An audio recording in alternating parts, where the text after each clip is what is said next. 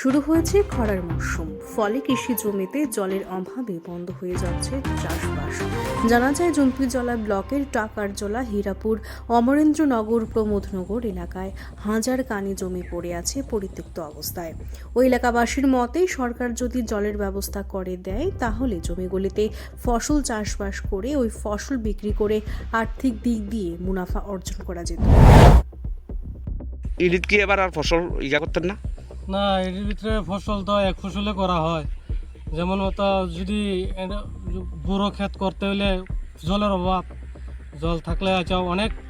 এখান থেকে অমরনগর থেকে পবননগর, হীরাপুর, মহারাম এই যা যদি করে তাহলে যদি জলের ব্যবস্থা থাকে তাহলে 3 ফসলে করণ যায়। এর মধ্যে জল নাই, কেমনে মানুষও করবো? মানুষের জলের অভাবে কোনো কিছু করতে পারে না। আপনিও কৃষিকাজই করেন? আমিও কৃষিকাজে করি। কত জমি আছে আপনার এখানে? আমার এখানে 3 কেজি জমি আছে, একবারই করেন? একবারে করি। কি লিগা?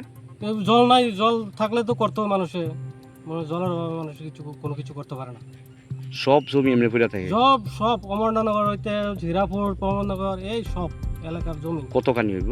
আর 1000 খানি হইব। সব কৃষকরা তাহলে একবারই করে? একবারে করে, আর 2 বার করতে পারে না। এটা কোন ব্লক?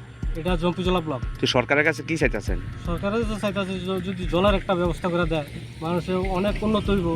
গ্রামের মানুষ উন্নত হইব, শহরের মানুষ উন্নত হইব। এনে যদি কৃষিকাজ করতে পারে তো 3 ফসলই করতে পারবো যদি জলের ব্যবস্থা থাকে।